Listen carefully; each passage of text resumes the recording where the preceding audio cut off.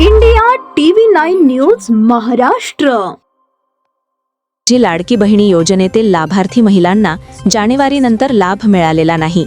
आता ज्यांची ई-केवायसी चुकली त्याची 31 मार्चपर्यंत दुरुस्ती सुरू आहे। राज्याच्या अर्थसंकल्पात योजनेसाठी तरतूदही झाली आहे। आता योजनेच्या निकषांनुसार पात्र ठरलेल्या लाडक्या बहिणींनाच नवीन आर्थिक वर्षात म्हणजेच 15 एप्रिल पूर्वी फेब्रुवारी व मार्च महिन्याचे प्रत्येकी 1,500 रुपये मिळणार आहेत। सोलापूर जिल्ह्यात लाडकी बहीण योजनेचे सुरुवातीला 11,20,563 लाभार्थी होते। त्यानंतर निकषांनुसार लाभार्थींची पडताळणी झाली।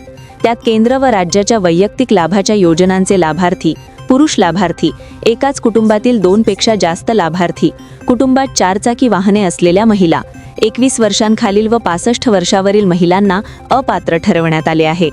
शेवटचा टप्पा म्हणून सर्वच महिला लाभार्थींना ई-केवायसी करण्याचे बंधन घालण्यात आले।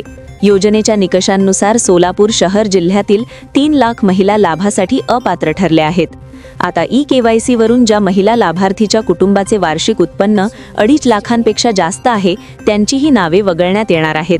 त्यात सोलापूर जिल्ह्यातील अंदाजे 1.5 लाखांहून अधिक महिला अपात्र ठरतील असे सूत्रांकडून सांगण्यात आले। ई-केवायसी राहिलेल्यांना संधी नाहीच।